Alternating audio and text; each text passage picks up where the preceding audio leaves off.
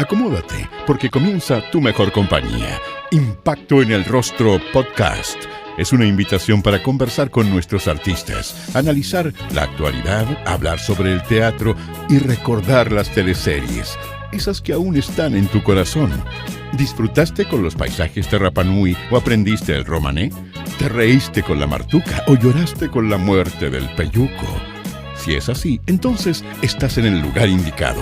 Te invitamos a acompañar a Jorge Peña y sus invitados en Impacto en el Rostro, Tu Mejor Compañía. Quilicura Teatro Juan Radrigán 2021, desde el 7 hasta el 31 de enero. Nuestro escenario es tu pantalla. Radrigán es uno de nuestros grandes dramaturgos.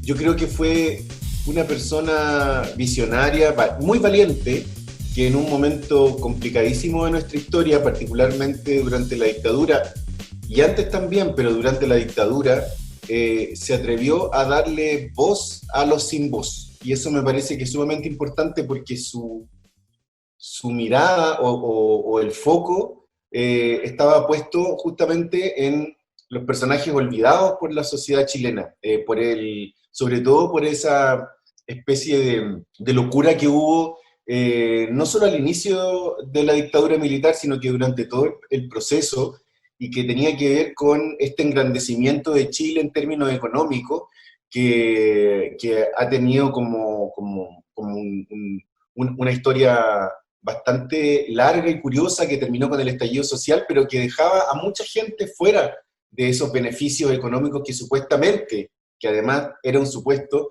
tenían la mayoría de los chilenos. Eso quedó demostrado durante el estallido, porque la gente se empezó a manifestar. Pero Juan Radrigán, a través de su obra y a través de esos personajes, desde muy temprano, y yo tuve la suerte desde el colegio empezar a ir a ver sus obras a una sala que estaba, una sala chiquita que tenía el Teatro Cariola, se llamaba Sala Alejandro Flores, un teatrito chico, precioso, muy, muy lindo, de los antiguos teatros santiaguinos. Ahí se presentaba su compañía, la compañía El Telón, una compañía emblemática de esos años, y a mí me llamó mucho la atención porque no había mirado nunca, y no me había detenido nunca en esa realidad, no porque fuese lejana a mí, sino que porque había, además del desgarro en esas palabras, además del desgarro que tenían, había una poesía que a mí en lo personal me pareció súper interesante y se convertía en una obra muy bella, pero al mismo tiempo muy fuerte en términos de lo que denunciaba. Personajes que estaban literalmente en los márgenes, abandonados por un sistema que no los estaba viendo, que los estaba excluyendo, y que nos hacía creer que el país solo crecía y generaba beneficios para todos. Y el teatro de Radrigán decía justamente lo contrario. Entonces, en ese sentido, esa actitud disidente a mí me pareció maravillosa, siempre. ¿Sientes que el teatro hoy más que nunca debe evidenciar, plasmar y denunciar los cambios sociales? Yo creo que es una labor que ha tenido el teatro permanentemente, desde que conocemos los griegos y de ahí en adelante, se han preocupado de denunciar, de ver, de mirar los cambios sociales, y creo que el teatro contemporáneo lo que ha hecho es quizás hacer un foco también en lo que ocurre en la intimidad de los personajes, que eso creo que me parece sumamente interesante, no solo en los grandes movimientos sociales, en los grandes cambios que se están generando, que me parece que el teatro en ese sentido ha tenido siempre algo muy importante que decir. Creo que a eso le sumaría la posibilidad que tiene hoy el teatro de entrar en la intimidad de las personas, a través de personajes, de obras interesantes, y mostrar también cuáles son las consecuencias de un sistema bastante desnaturalizado y bastante deshumanizado. ¿Qué provoca eso, digamos? ¿Cuál es el tipo de vida que tenemos la mayoría de las personas que estamos viviendo en un sistema, tratando de relacionarnos con un sistema, como te decía, deshumanizado, y que por lo tanto también el supuesto de que hay un bienestar y una calidad de vida buenísima, evidenciar que justamente es lo contrario, personas solas, personas muy desarraigadas, personas que les cuesta mucho relacionarse, que les cuesta mucho vivir. En ese sentido, creo que a esa función histórica del teatro de denunciar, hoy día el teatro contemporáneo está haciendo foco en la interioridad, en lo que ocurre con las personas hoy día. Tú dirigiste en el año 2013 un texto de Juan Radrigán, Bailando Sí. para Ojos Muertos, en el Teatro La Palabra. ¿Cómo fue esta experiencia, Víctor? Fue una súper buena experiencia porque yo conocí a don Juan, bueno, hace mucho tiempo antes, y siempre tuve ganas de montar una obra y me gustó mucho cuando él, entre muchas opciones, y porque él estuvo barajando varios directores que finalmente no pudieron hacerla, él pensó en mí, me entregó la obra y fue muy, muy bonito gesto. Que me entregara la obra, que confiara y que tuviésemos el contacto que no siempre se da entre el director y el autor para poder hablar de cuáles eran sus motivaciones, de por qué él por primera vez escribía una obra en donde hablaba del tema de la homosexualidad en una familia tradicional, por qué primera vez él también mostraba una familia burguesa, algo que no es habitual en su teatro o que no ha sido habitual en toda su dramaturgia. ¿Por qué razón él se adentraba en ese tema de la forma en que lo hizo también, que me pareció muy sensible? En el momento hubo comentarios que me parecieron un poco injustos, que tenía que ver con decir que como que llegaba tarde a mostrar el tema de la manera en que lo mostraba. Y yo estoy completamente en desacuerdo con eso, puesto que el tema habría que inscribirlo en la obra de Radrigán. O sea, habría que pensar por qué Radrigán, siendo quien es, se atreve en ese momento de su vida a hablar de ese tema.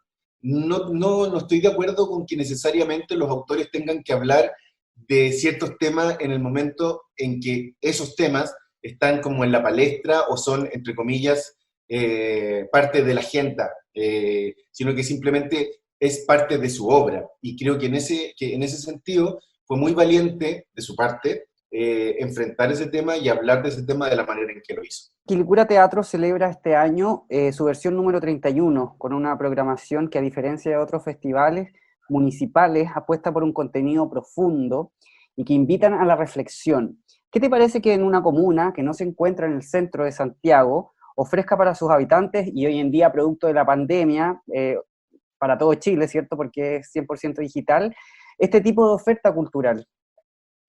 A mí me parece que es fundamental y que debería ser una iniciativa que tendría que ser imitada por muchos otros municipios. A mí me parece que es fundamental porque pareciera que el teatro está muy cerca de la gente y pareciera que hay muy fácil acceso al teatro, y eso no es así. Entonces, en ese sentido, estas iniciativas que acercan el teatro a la gente, sobre todo cuando me parece interesante el énfasis que pone también por tratarse de una comuna que está alejada del centro. Quilicura tiene esta tradición de este festival que convoca muchísimo, que sus habitantes esperan, y que provoca además algo muy interesante por el fenómeno. Yo he estado de público, he ido muchas veces, y me parece que es súper efervescente lo que genera. Que justamente el teatro y los contenidos que se transmiten movilizan idea, reflexión, y eso me parece que hoy en día es fundamental. Entonces, sin duda, me parece y lo digital hoy, producto de la pandemia, y el alcance que eso tiene, me parece maravilloso, y espero que eso genere que otras comunas, que probablemente podrían reacomodar sus recursos, porque siempre se habla de los recursos para poder generar esta situación, pero si una comuna como Quilicura, que no es de las comunas más ricas de Chile, obviamente, tiene una iniciativa sostenida en el tiempo como esta, ¿por qué razón otras, que incluso son objetivamente comunas con más recursos, no podrían hacerlo? Espero que sea una iniciativa que se multiplique, y el ejemplo está aquí, y es un ejemplo maravilloso. ¿Qué te parece el poco apoyo de parte del Ministerio para sostener los teatros? Me parece dramático, y quizá puede ser un término que se asocie a lo teatral, digamos, pero me parece dramático en el sentido hay algo de tristeza, hay algo de amargura cuando lo digo, porque yo creo que uno habría esperado en los momentos más duros de la pandemia que un ministerio como el de la cultura, las artes y el patrimonio estuviese más cerca de artistas, que se hubiese preocupado más directamente de la situación y que hubiese generado a través de un accionar político, porque obviamente eso habría tenido que significar una intervención, debería haber significado una intervención política de parte de, en este caso, la ministra, para ir en ayuda, no solamente a través de un fondo concursable, que a mí me pareció una muy mala idea, sin duda benefició a gente, pero me pareció una muy mala idea tener que, en esas condiciones, concursar para poder obtener ayuda, y creo que en ese sentido ha tenido y sigue teniendo, lamentablemente, porque no han habido gestos lo suficientemente significativos, porque no olvidemos que estamos lamentablemente muy lejos de resolver la crisis sanitaria, de que se resuelva y de que concluya. Y en ese sentido sigue habiendo muchas personas, muchos artistas que no están trabajando, que no están pudiendo trabajar. Hay casos dramáticos, acabo de leer una carta de personas entre las que está Alfredo Castro y los artistas, los destacados artistas que trabajan con él, personas de Providencia que están pidiendo desesperadamente ayuda, porque obviamente los teatros, al no poder funcionar y al no poder tener ningún ingreso, están destinados a desaparecer. Es absolutamente imperioso que eso se revierta, y yo creo que a pesar de lo mucho del tiempo que ha pasado, sin que haya habido ayudas contundentes y definitivas, nunca es tarde. A pesar de que gremialmente hemos tenido una actitud muy crítica y vamos a seguir teniéndola hacia la ministra, creo que nunca es tarde para que ella revierta esa actitud y esa actitud pasiva frente a lo que está ocurriendo y verdaderamente nos ayude. Creo que es difícil que ocurra, pero yo pienso que en algún momento va a primar la cordura, porque lamentablemente la situación está muy lejos de resolverse. A mí me pareció súper interesante un discurso de Angela Merkel con respecto a la cultura y a la importancia de la cultura en Alemania. ¿Por qué es importante para un país grande con una tradición cultural tan potente como Alemania la cultura? Es evidente, es parte de su grandeza, es parte de su poderío, digamos, o sea, tener armas, tener ejércitos bien armados, a propósito de una ley del cobre, por ejemplo, a mí no me parece que nos haya hecho un país destacado hasta el momento. Nadie nos ha destacado por eso, y a mí me sorprende mucho que aún así, de la recuperación de la democracia hasta ahora, con gobiernos de distintas tendencias políticas, aún así no se haya logrado un consenso y un acuerdo para darle a la cultura el lugar que le corresponde. ¿Que le corresponde para qué? Justamente para que el país crezca equitativamente. La cultura genera no solo trabajo y no solo también aporta al PIB, o sea, eso es evidente en todos los países, la cultura, en términos generales, aporta. A mí me sorprende mucho que no se entienda un aporte que quizás es menos tangible y que tiene que ver, o sea, menos tangible, pero mucho más importante, y que tiene que ver con lo que genera en las personas, con cómo podemos hacer que el país crezca reflexionando, crezca teniendo una actitud crítica frente a lo que ocurre. Es curioso, se ve eso como una amenaza y no como un aporte. Justamente yo creo lo contrario, y creo que tengo mucha fe en que el proceso constituyente va a generar un cambio en ese sentido. Es un cambio que a lo mejor va a ser a largo plazo, pero es un cambio que creo va a beneficiarnos profundamente, porque de una vez por todas la cultura tiene que tener, en un país como el nuestro, que tiene además una tradición cultural muy importante, que se ha mantenido gracias a la tenacidad de los artistas, tiene que tener un lugar importante, tiene que ser considerado a la hora de la discusión presupuestaria, por ejemplo. Tiene que haber más aporte, tiene que haber más actividad. Eso solo va a significar avance. Retroceso, ninguno. Hablemos un poco de Mentes Salvajes, ¿cierto? Esta apuesta que fue pionera cuando estábamos en pleno confinamiento, ¿cierto? ¿Cómo viviste esta experiencia? Y luego de Mentes Salvajes salieron algunas voces, ¿cierto? Que dijeron, bueno, esto no es teatro, no es teatro, ¿cierto? ¿Qué te pareció ese debate que se levantó luego de Mentes Salvajes? A mí el debate siempre me parece bueno. A mí el debate siempre me parece interesante porque nos permite confrontar ideas, nos permite conversar, discutir en el buen sentido, nos permite intercambiar puntos de vista, reflexión, me parece buenísimo. Y nunca lo sentí agresivo, sino que era interesante poder hablar y poder reflexionar sobre qué es esencialmente el teatro. En lo personal, yo tenía un proyecto presentado al GAM que se realizaba y que comenzábamos a ensayar en marzo con las 3 actrices que formaron parte del elenco de Mente Salvaje, Paulina Urrutia, Natalia Valdebenito y Francisca Gavilán. Era una obra obviamente presencial y esa obra se suspendió hasta nuevo aviso. Ahora tenemos fecha para octubre del 2021, si las condiciones sanitarias lo permiten, para poder estrenar ese proyecto, y nos quedamos sin proyecto y nos quedamos obviamente sin trabajo también. Yo tenía la obra Mentes Salvajes porque es del mismo autor de Los Arrepentidos.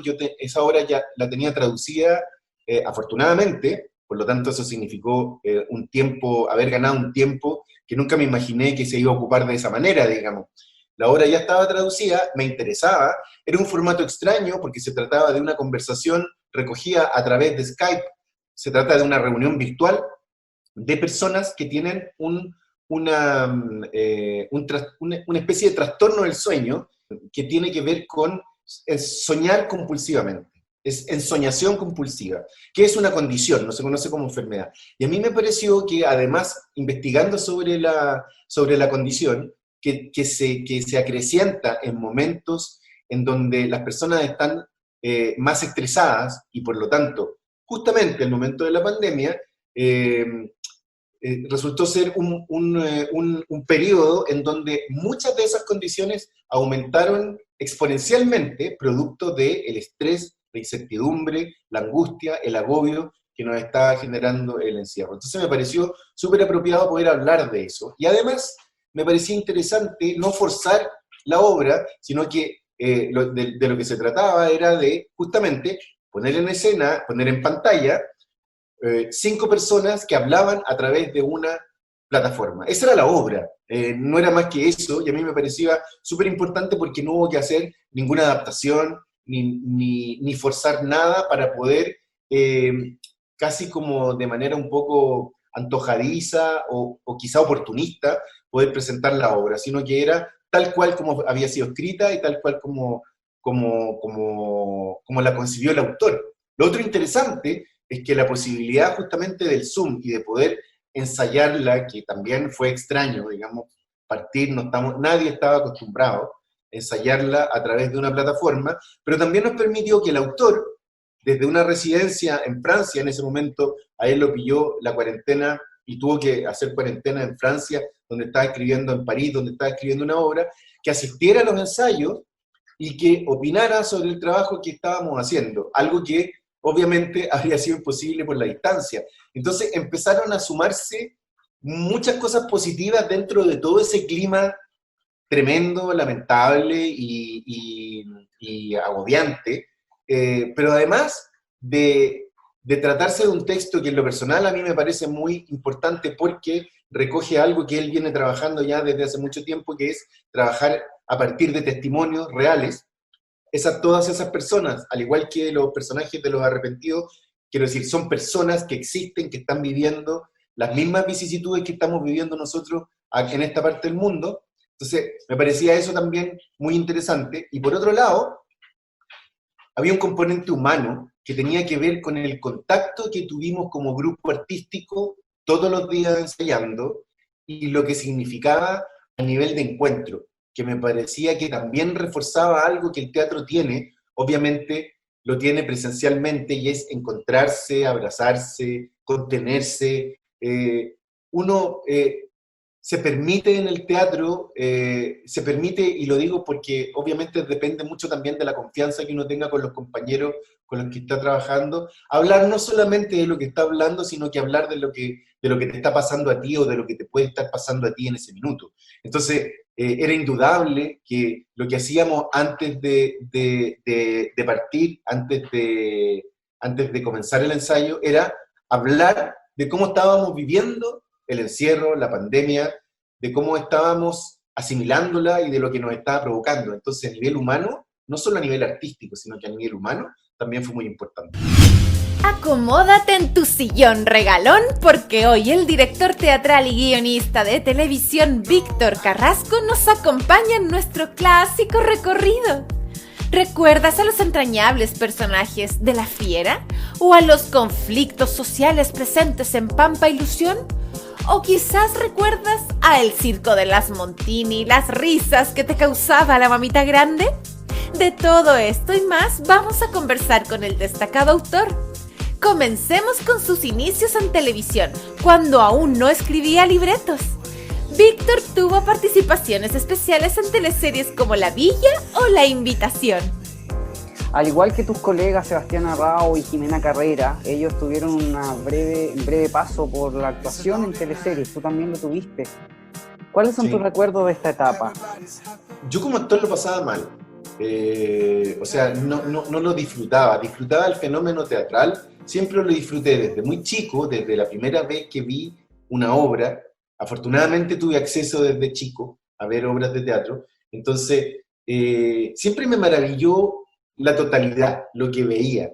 O sea, pero claro, en el momento en que yo estudié, tengo 56 años, en el momento en que yo estudié teatro o entré a la escuela de teatro, la única posibilidad que yo tenía era ser actor. En ese momento costaba mucho más llegar, pero sin duda había ocurrido, llegar como a través de otro camino, digamos. Entonces, a mí me agobiaba muchísimo. De hecho, no terminé la escuela, a mí me agobiaba muchísimo porque no disfrutaba el ser actor, no disfrutaba, hay muchas cosas que eran incómodas, pero particularmente eso. Pero en el momento en donde se dio una posibilidad para actuar en una teleserie, hice un casting como hacen todos los actores, y quedé haciendo personajes que en ese momento, claro, estamos hablando de una época, o sea, a ver, hace muchos años atrás, 35 quizá, no recuerdo exactamente, en donde las teleseries tenían muchísimos personajes.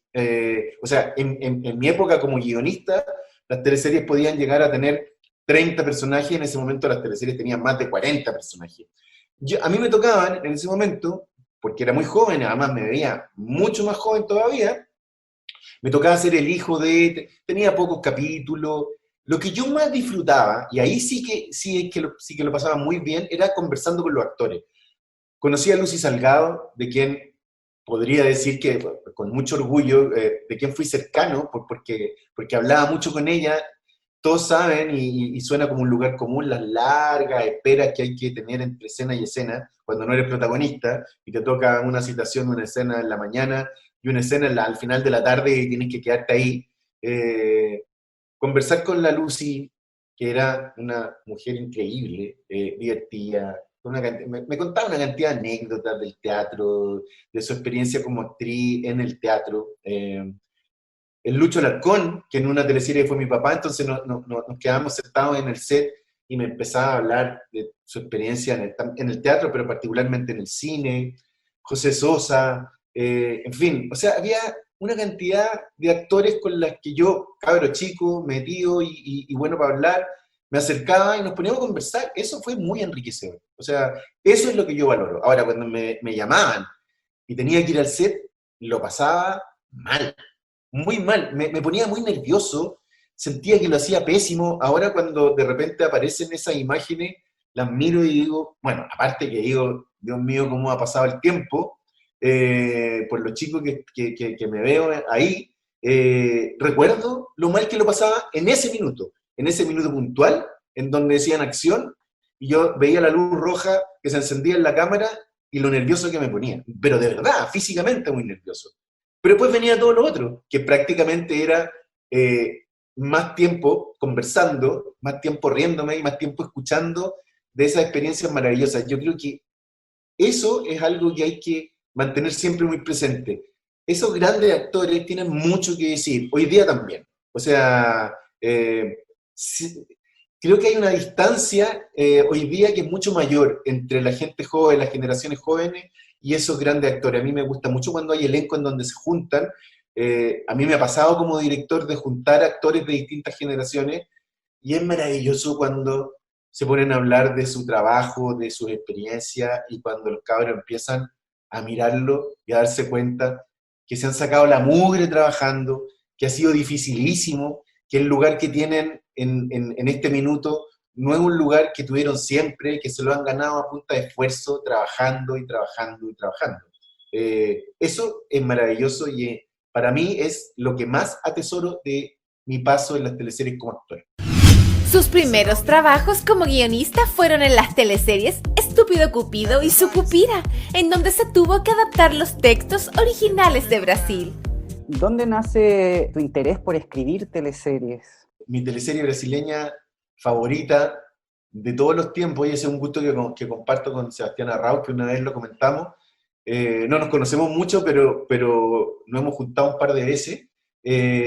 Todo vale, una teleserie brasileña con Gloria Pires de protagonista, que a mí me parece que es la mejor teleserie de todos los tiempos. O sea, de pronto incluso veo pedacitos que hay en YouTube que se pueden ver y lo recuerdo, porque fue una teleserie que dieron en el primitivo Canal 9 Mega, yo no sé si en ese momento ya se llamaba Megavisión, pero que ya era el canal de Ricardo Claro, ahora no lo es, antes de que fuese vendido a los dueños actuales, y esa fue una teleserie que yo creo que, tal como muchas teleseries brasileñas, iba sorprendiendo sobre la marcha a la gente de los canales, porque se dan cuenta, o sea, imagínate, en esa teleserie, que no recuerdo exactamente en qué año fue, pero yo creo que es finales de los 80, en esa teleserie había una pareja de chicas, una pareja de lesbianas, y planteaban el tema de esta pareja que era de una familia acomodada, que estaban juntas, dos chicas guapísimas,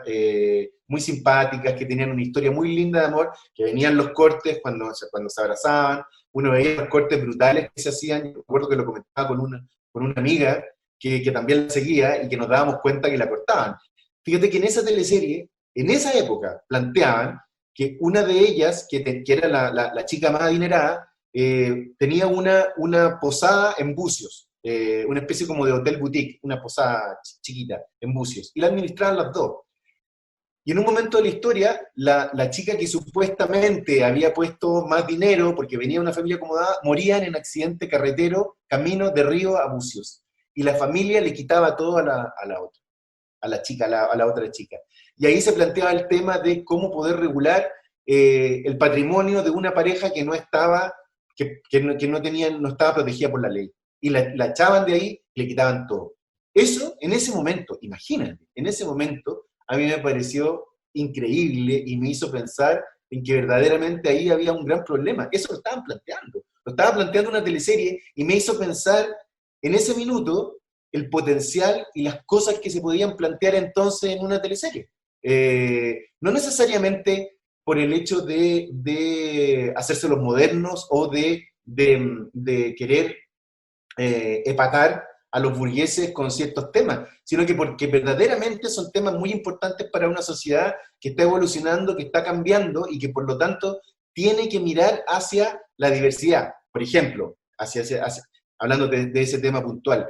Entonces, esa teleserie a mí me hizo pensar que las teleseries podían hablar de temas importantes. Esa fue la primera vez que lo pensé, porque las anteriores, y desde chico, como creo que mucha gente, claro, la tele estaba prendida en la casa y me acuerdo que por la edad que tengo, mi mamá podría haber visto Nino o simplemente María o Muchacha Italiana viene a casarse, teleseries, o las teleseries venezolanas, esas son teleseries de Televisa, que se daban mucho en Chile en todo el día, o las teleseries venezolanas que también se daban mucho en Chile y que yo no veía regularmente, pero sí estaba la tele como una presencia, como uno más en la casa, y que a cierta hora del día esa teleserie estaba ahí. Entonces, pero no me parecía curiosamente, no me llamaban poderosamente la atención porque no me sentaba a mirarla, o sea, no, como niño tenía obviamente otros intereses.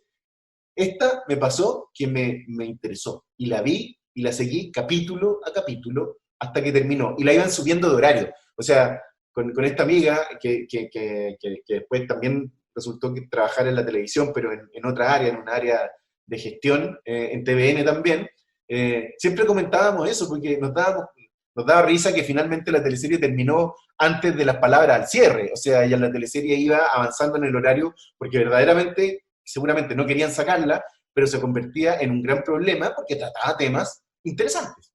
¿Cómo llegaste a Estúpido Cupido, tu primera teleserie, como guionista? Mira, tuve la suerte de ser llamado a una selección.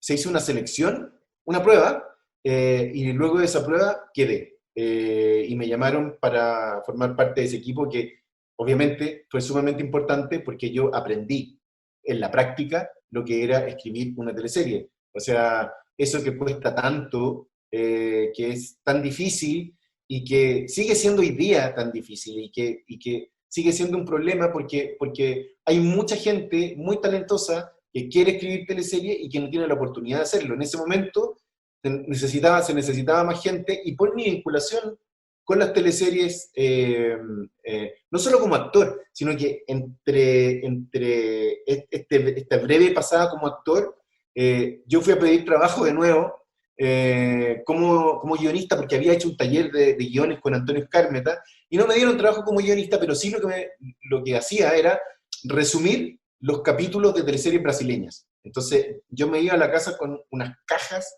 llenas de guiones de teleseries brasileñas, que en ese momento TVN compraba, bueno, Canal 13 también, compraban muchas teleseries brasileñas que se adaptaban. Entonces los escritores necesitaban resúmenes de los capítulos para saber qué cosas servían y qué cosas no. Entonces yo tenía que leer de repente 300 capítulos, porque las teleseries en Brasil se iban alargando, no sé cómo será ahora, pero se iban alargando dependiendo del éxito, o quedaban quedaban más, o eran más cortas si las teleseries no funcionaban bien, porque inmediatamente venía otra. Entonces yo tenía que hacer esos resúmenes, y esos resúmenes también de alguna manera me llevaron a conocer el formato desde otro lugar, desde la lectura. Pero sin duda fue el trabajo práctico que hice ahí en el grupo que comandaba Jorge Marchán, lo que para mí fue determinante. O sea, ahí entendí. Estúpido Cupido y Sucupira fueron teleseries originales de Brasil. Para los que no saben, ¿qué significa realmente este trabajo de adaptación? O sea, una de las cosas que yo recuerdo particularmente era el trabajo que tenía que hacer Jorge Marchán en Estúpido Cupido para poder no adaptar, sino que de alguna manera traer la historia a la realidad chilena, y muchas veces hacer una nueva historia a partir de un original. Eso fue lo que hizo Jorge Marchán con Estúpido Cupido en ese minuto, porque, claro, muchas personas creían que era simplemente decir, si las teleseries brasileñas son tan buenas, solo basta entonces traducirla y pasarle el libreto al actor. Nada de eso. O sea, era fundamental en ese minuto, y yo me daba cuenta porque leíamos, obviamente, los capítulos originales para sacar, Jorge, en ese caso, sacar las cosas que eran las más importantes, pero obviamente ahí, desde ese lugar, desde el lugar del jefe del equipo, era muy importante que él abriera la historia hacia otros frentes, y que por lo tanto encontrara otras resonancias y le diera a la historia otro tinte, otro color, para que fuera una historia que se reconociera acá. Entonces, haber visto eso y la dificultad enorme que eso significaba, porque idiosincráticamente somos muy distintos. Entonces, muchas cosas de las que ocurren en las teleseries brasileñas no necesariamente, desde el punto de vista de lo que viven los personajes, y ahí en ese caso era muy evidente, no necesariamente ocurrían acá. Entonces, en el caso de Sucupira, y luego de haber tenido esa experiencia y haber visto el trabajo autoral que hacía Jorge Marchán en Estúpido Cupido, que decir adaptador, claro, suena casi como quizá a lo mejor para muchas personas puede sonar como un trabajo fácil. Todo lo contrario, era un trabajo sumamente difícil y muy complejo. En Sucupira fue exactamente lo mismo. Sucupira, que si no me equivoco el título es El Bien Amado, fue la última teleserie brasileña que el canal había comprado. Y pasó exactamente lo mismo. En ese caso, obviamente, también, aparte de la experiencia que teníamos de haber venido de eso, que era solamente una, pero por lo menos teníamos la experiencia, Hugo Morales y yo, se sumó Gonzalo Peralta, y el trabajo que se hace en equipo, no solamente en esa, en Sucupira, sino que yo en todas las teleseries en las que yo trabajé y en todas las teleseries que se siguen haciendo ahora, el trabajo que se hace en equipo es fundamental. O sea, eso es lo que le da un sello, lo que le da, porque es un trabajo diario, permanente, de intercambio, de conversar. No es que alguien diga, esto se hace así, y los demás digan, perfecto, yo lo hago. Por lo menos en todas las teleseries en las que yo trabajaba, el equipo estaba siempre presente, estaba siempre opinando, siempre hablando, siempre aportando, y desde ese punto de vista, y porque las teleseries en general, no solo a partir de los equipos de guionistas, sino que todo es un trabajo colectivo gigante y tiene que estar muy bien armado por un director y por un buen productor ejecutivo, pero si partimos de la base del guión, ese equipo es fundamental para que ese guión funcione bien. No basta con una buena idea es solo eso, una buena idea. El desarrollo de esa cantidad de capítulos depende de un equipo. Tú eras muy joven cuando asumiste la jefatura de Sucupira, ¿cierto? Y esta teleserie tuvo una sintonía promedio de 27 puntos. ¿Cómo te enfrentaste al éxito siendo tan joven? No me daba mucho cuenta del éxito, y yo te diría que empecé a vivir desde ese momento para adelante como algo que más tenía que ver con la presión que sentía. El éxito para mí más que decir, formo parte de un equipo exitoso, estoy en un canal que funciona y que las teleseries funcionan, y hay actores increíbles, con un equipo de guionistas buenísimo, con un director seco como Vicente Sabatini. En su inicio trabajé casi exclusivamente con él, y con la Kena también, que fue una súper buena experiencia. Pero lo que yo sentía más que el éxito, sentía la presión del éxito, la exigencia, y la exigencia siempre fue muy grande, y yo te diría que con esa exigencia no me llevé muy bien. O sea, me costaba mucho, me agobiaba mucho, mi vida quedaba un poco como de lado. No me estoy victimizando ni mucho menos, sino que a mí en lo personal me costaba mucho poder compatibilizar mi vida con esa exigencia, con esa presión.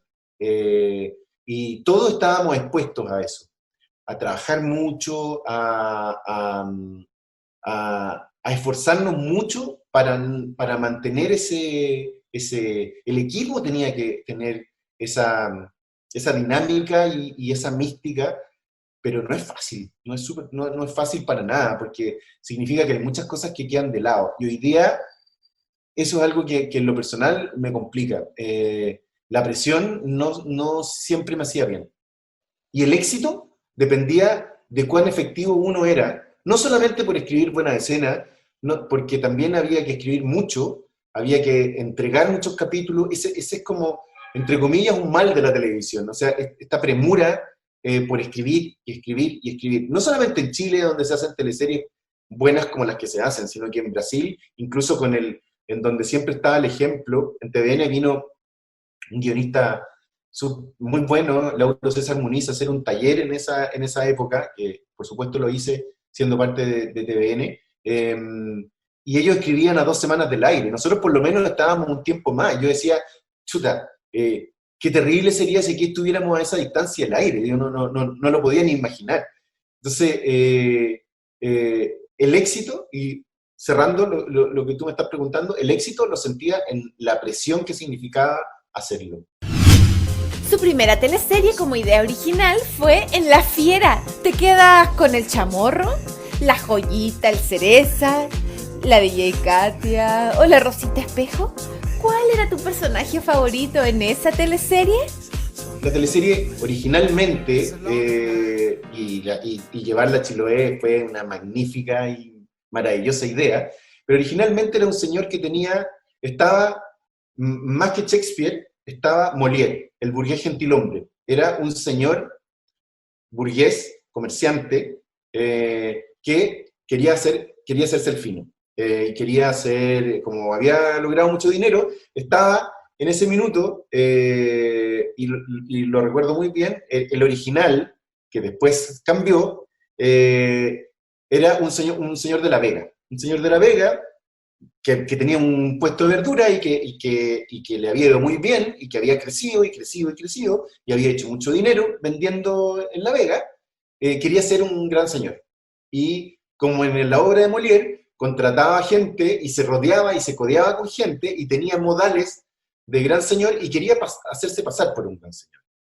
Cuando empezamos a trabajar la historia, apareció la idea de que las hijas, una de ellas fuese una mujer indomable, una mujer, y en ese sentido, creo que también en ese minuto lo que significó adecuar la historia, porque las hijas estaban en el original, pero introducir ese elemento y potenciar esa hija, con la importancia además que tienen en las teleseries siempre los protagonistas, o sea, en Chile, en Brasil, en México, las figuras son muy importantes a la hora de desarrollar un proyecto. O sea, proyectos casi se hacen en torno a una figura. No quiero decir que esta teleserie se la haya escrito a la Claudia Girolamo, que por lo demás es una de nuestras grandes actrices, con la que yo además he tenido la suerte de trabajar en el teatro, y es una tremenda, tremenda actriz. Pero obviamente lo que ocurría ahí es que la historia empezó a crecer, y hoy en día, una de las cosas que se valora a propósito de este revival que tienen las teleseries en YouTube, y que a mí me impresiona muchísimo, es que esa mujer tiene unas características que para ese minuto, y con esa escena emblemática en donde sube a Echaurren al caballo y se lo lleva al Anca, una mujer que tiene esa determinación, que tiene esa independencia, que tiene ese valor, que defiende así su individualidad, para ese momento era una mujer extraña, era una mujer que corresponde más, y no quiero decir, no quiero que se entienda como oh, qué visionarios fuimos, ni nada, sino que me parece que era, desde siempre, ese tipo de personajes, creo que han sido necesarios, porque obviamente en ese minuto y antes, el rol de la mujer estaba absolutamente en el segundo plano. Entonces tener a una mujer como esa se convertía en la fantasía entonces de muchas otras mujeres que estaban seguras que podían lograr eso, y que habían dificultades tremendas como para poder hacerlo. Entonces, otra vez, un equipo de guionistas fantástico, donde estaba Cabrera, Alejandro, Larisa Contreras, René Arco, un guionista lamentablemente fallecido, y yo, logramos darle también como equipo y sumarnos al trabajo de un maravilloso equipo de actores y de producción, y nuevamente la realización de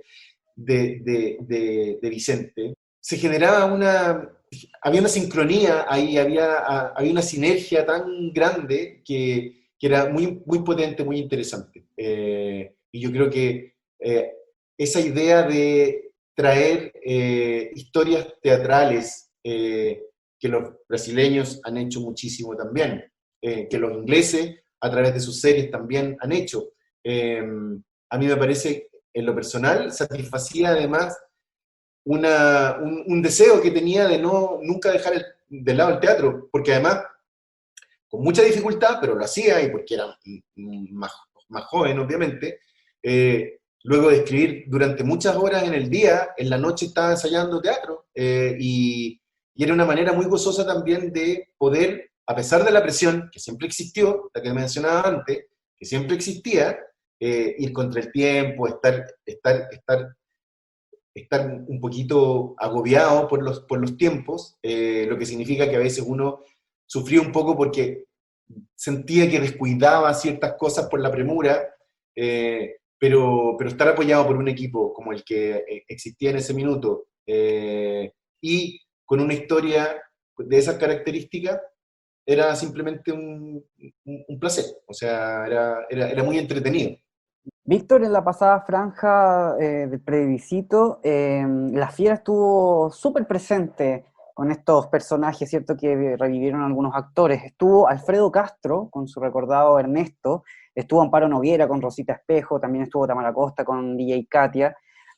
¿Cómo fue para ti verlos en el presente? Sabes que yo lo disfruto mucho. A mí me pasa es que de repente con todo lo que te mencionaba antes, con todo el revival de las teleseries en YouTube, y cuando los vi en la franja, aparte de que son muy divertidos y eso que el derroche y DJ Katia y la Rosita, y todas las cosas que quedaron, y todas las cosas que recuerdan, y toda la gente, y todas las cosas que hoy día la gente valora, a mí me provoca, me provoca una especie de satisfacción, pero que tiene que ver con algo que fue hecho hace tiempo, o sea, que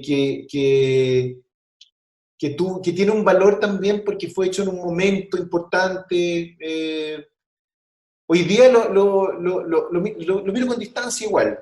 Siento que ahora ya es de la gente y eso, hasta yo mismo soy un espectador de lo que veo porque hay muchas cosas que obviamente no recuerdo y que al verlas no es que las vea de nuevo, sino que casi las estoy viendo por primera vez y las disfruto y me parece interesante que eso ocurra, pero no lo vivo como muy en el presente ni tampoco como muy desde el ego diciendo yo estuve ahí, yo fui parte de eso. Sí, hay orgullo por el trabajo que hicimos, pero también por lo teatral, y creo que eso ha ido cambiando en mí con el paso del tiempo y con los años, la vejez y la reflexión y todo lo demás. Eso es un orgullo colectivo, es un trabajo, los actores aportaban muchísimo también, sin duda, siempre. Entonces era algo que se construía sumando partes y sumando talentos e intereses. Entonces, lo veo desde ahí. No desde, no, y te lo digo muy sinceramente, no desde yo hice eso, yo lo escribí, porque yo fui parte de eso. ¿Te hubiese gustado escribir una escena en donde los protagonistas se dieran un beso en la escena final? Siempre quise escribir la escena del beso final. Y siempre lo discutíamos con Vicente. Él tenía la idea de dejar eso como suspendido, pero fíjate que la otra vez alguien me comentó a propósito de las características de algo que se lee hoy día. En ese minuto yo no lo leía así, pero me llamó la atención porque, bueno, las cosas tienen una reinterpretación, las obras tienen una reinterpretación, y yo creo que La Fiera hoy tiene una reinterpretación, y hoy se mira a Catalina Chamorro desde una perspectiva feminista, y eso me parece fantástico.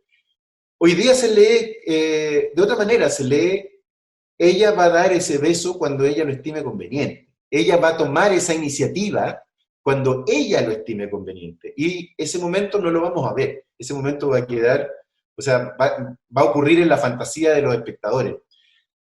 En esos tiempos en donde uno quería como cerrar la historia, o yo quería como cerrar la historia, claro, discutíamos sobre eso, pero me parece más interesante la visión actual, fíjate, y por eso te digo que no me conecto con eso, ni reclamo contra eso, ni me parece que, ni tampoco recuerdo o sea, no te las podría decir, las dificultades que tuve, pero sí hubo dificultades de repente para poder entenderse, porque veo hoy día y visto desde hoy, leyendo los comentarios que genera hoy, me parece súper interesante y soy como un lector más, soy como un televidente más, uno más que está mirando y que se entretiene con eso que hoy día tiene otra lectura completamente distinta. Sobre todo porque ha pasado mucho tiempo. Entonces, como que las disfruto desde ese lugar. Lo único que me gustaría, y que no tiene nada que ver con Alfredo Castro, la Tamara Costa, la Amparo Noguera, personas, y la Claudia y Vicente, es que creo que nosotros, como guionistas, deberíamos recibir un porcentaje de lo que gana, lo que siguen ganando las teleseries, porque muchas de esas teleseries que se están retransmitiendo por YouTube tienen muchos avisadores, y eso significa dinero. Nosotros no estamos en esa cadena como guionistas. Y eso me parece injusto, y eso me da un poquito de rabia, porque creo que es justo eso, así de simple y de concreto. Y perdón la redundancia, pero me parece que debería ocurrir. Eso es lo único que pienso cuando las veo. Pero más las disfruto que conectarme con que, pucha, me están perjudicando, no sé qué. No tengo no tengo una relación, no tengo una relación como traumática con respecto a pesar de que recuerde lo de la presión, y que me provoque ciertos cosas, pero me complica más eso, pensar cómo eso se puede resolver, cómo eso puede cambiar.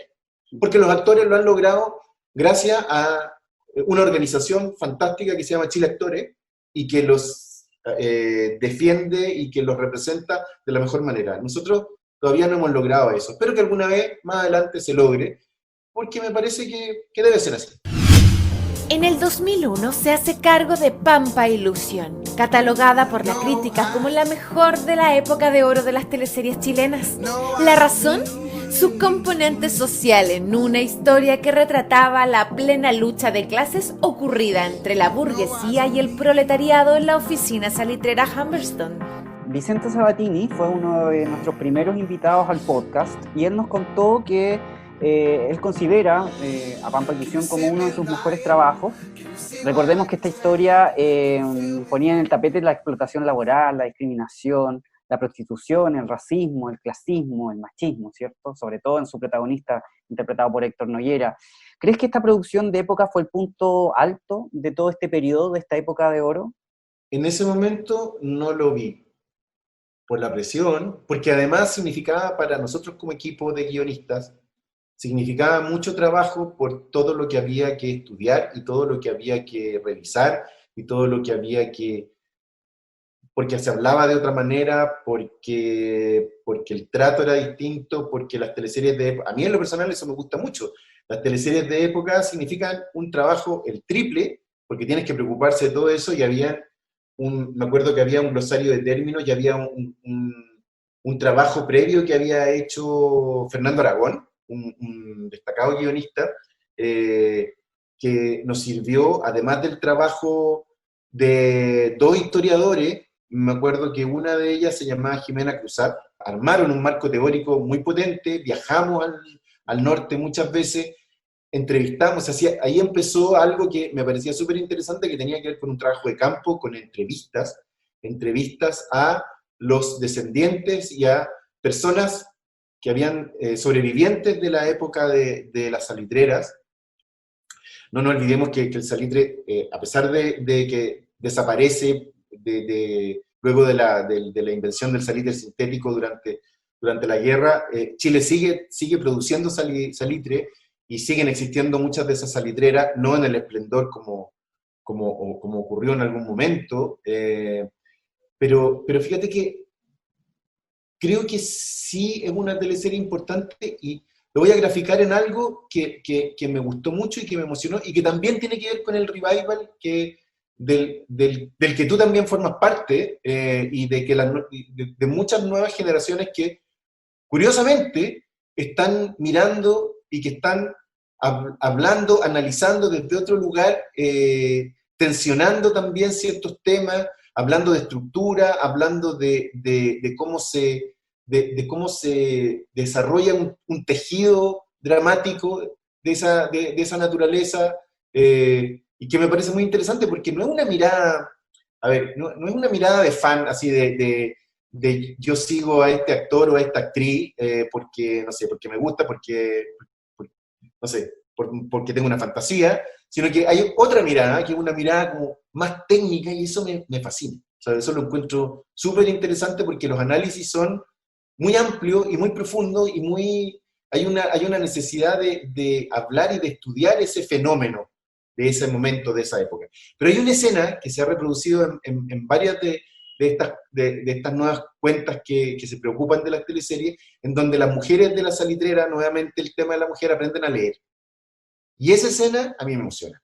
Esa escena me parece maravillosa, me parece preciosa, y me parece que de alguna manera también resume el trabajo en equipo que se hizo de escritura, que, insisto, no tiene que ver solamente con una buena idea de hacer una teleserie de esas características, con eso que mencionaste tú al comienzo, con ese tipo de personaje en una salitrera en el norte, y todo lo épico que significó para la producción armar eso allá y trabajar allá, sino que esa escena a mí me parece, vista hoy, me parece una gran escena, una escena maravillosa, una escena que dice mucho, una escena que tiene múltiples lecturas y una escena que tiene un alcance tremendo, incluso hoy en día. Entonces, qué lindo poder volver a vivir eso que en su momento no nos dábamos mucho cuenta.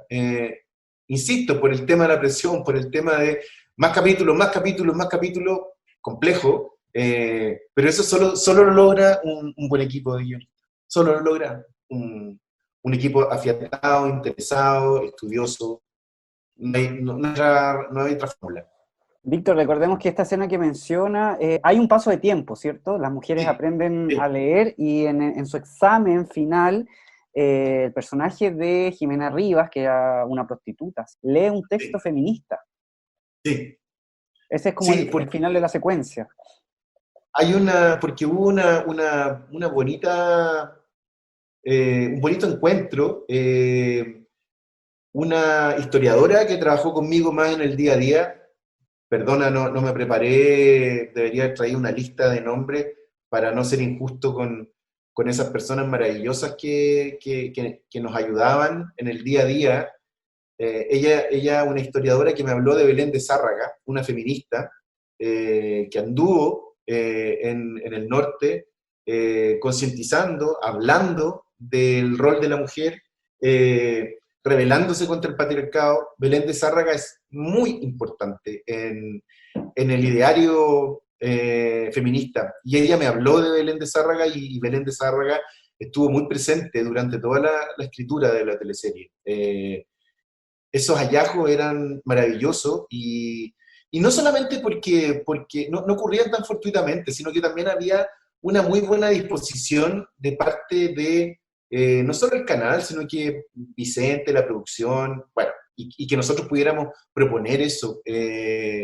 Yo creo que eso era súper importante. Había un nivel de tolerancia, si tú quieres, muy amplio con respecto a no temerle a ideas, sino todo lo contrario, a lo importante que era. Eh, y eso me parece que es un sello distintivo. Y concuerdo, Vicente se la jugaba mucho en cada toma.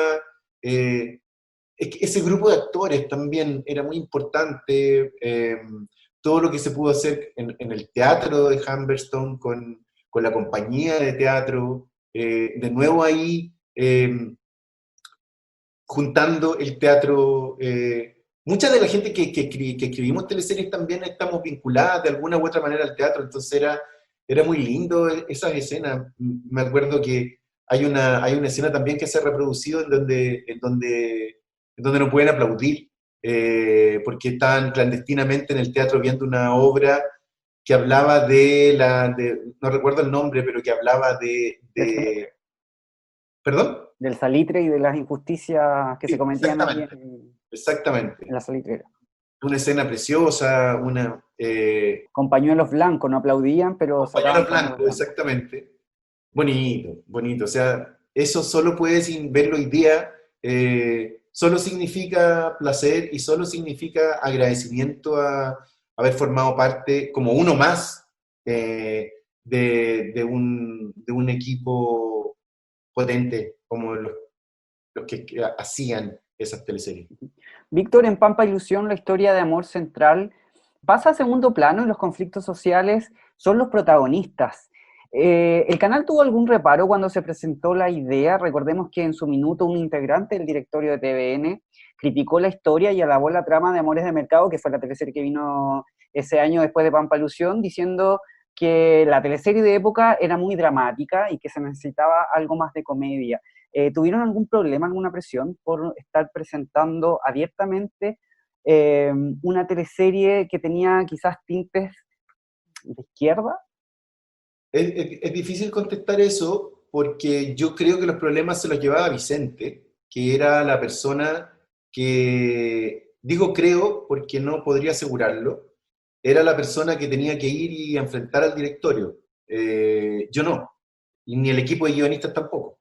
Entonces, había algo muy interesante en Vicente y en La Quena, pero ya que estamos hablando de Pampilusión, y ahí, Vicente particularmente me mantenía completamente ajeno a eso. Nunca me dijo, nunca me frenó. Y por lo tanto, como equipo de guionistas, nunca estuvimos frenados para no tratar ciertos temas que, particularmente en Pampilusión, podrían ser complejos. Entonces, si los hubo, él lograba negociar. Ahí se necesita una persona que sea capaz de negociar y capaz de entenderse con un directorio que ha sido siempre multipartidista y que en ese momento, obviamente, defendía, como lo defiende hoy, intereses políticos. Entonces yo me enteré. Simplemente sospechaba que sí había problemas, pero así puntualmente nunca lo supe, y agradezco mucho, porque habría sido sumar otra presión tremenda que no tuvimos. Los cambios iban más por otro lado, fíjate, y la gente a lo mejor puede ser que los cambios eran cómo se llevaba adelante una relación, tenían más que ver con eso, porque lo otro tuvimos, si no, la teleserie no tendría las características que se pueden observar incluso hoy, o el alcance que se puede observar incluso hoy. Habría sido muy tibia, habría sido muy poco elocuente con respecto a cosas que eran, y no olvidemos que el norte, y Recabarren en el norte, fundador del Partido Comunista, fue muy importante por el trabajo que hizo, justamente defendiendo los derechos de los trabajadores. Entonces, si nosotros hubiésemos tocado tibiamente eso, habría sido muy aburrido, y hoy día no creo que no se estarían mirando de nuevo, y no resonaría. Y eso creo que es como muy elocuente. Inés Clark debía disfrazarse de hombre para entrar al círculo machista íntimo de su padre, ¿cierto? Algunas personas consideraron y consideran, ya que pueden revisar la teleserie por YouTube, que el disfraz que usó Claudia Di Girolamo fue burdo. Pero sin embargo el trasfondo de la situación era potente, que las mujeres muchas veces deben comportarse como hombres para ser escuchadas. ¿Fue el disfraz finalmente una excusa para hablar de las injusticias de género? Totalmente, totalmente. O sea, aún en esa época, si no me equivoco, 1935, pocas mujeres tenían acceso incluso a la educación superior, todavía no había derecho a voto.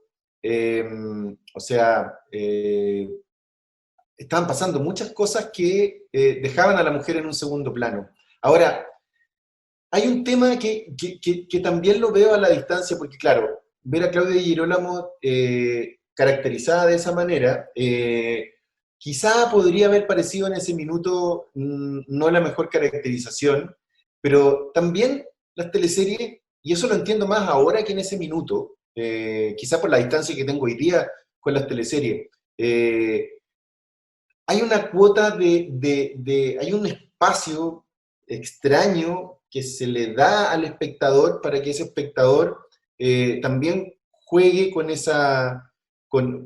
lo que él sabe y con lo que él maneja, ella, respecto a lo que está mirando. Entonces, en ese sentido, creo que más que hacer, porque los presupuestos que se manejaban en ese minuto no tenían que ver con qué tanto se podía gastar o no en la caracterización de Claudia Di Girolamo, sino que tenía que ver con una extraña manera de presentarla y de dejarla ambivalente.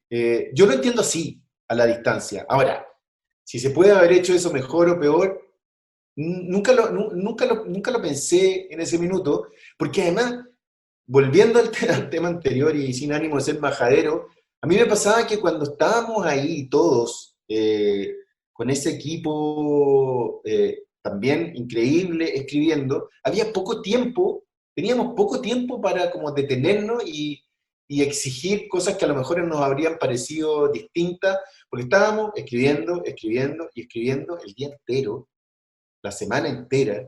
Entonces, claro, entre nosotros hablábamos mucho, reclamamos y teníamos una catarsis colectiva que siempre fue muy importante.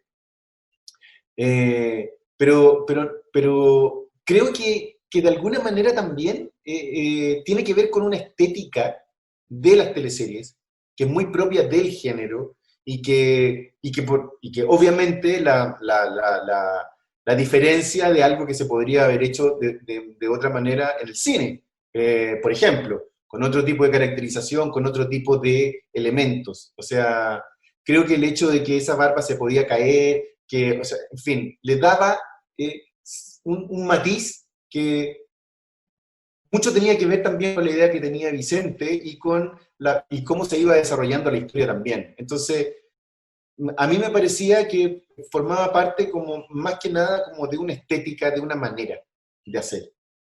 Porque de ahí, o sea, desde la barba de Claudio Di Girolamo para adelante, podríamos empezar a cuestionar muchos elementos, quiero decir, que forman parte de esa estética. Pero sin duda hay una estética que tiene que ver con el melodrama que se realizó en esa época y que tiene código muy, muy identificable.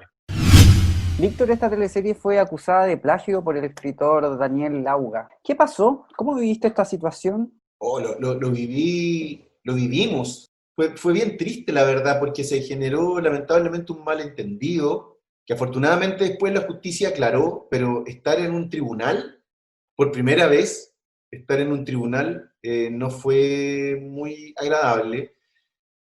A ver, y creo que ahí hay algo que es importante mencionar, y siempre lo menciono, sobre todo con la gente que están intentando escribir teleseries. Yo creo que siempre uno tiene que inscribir sus ideas.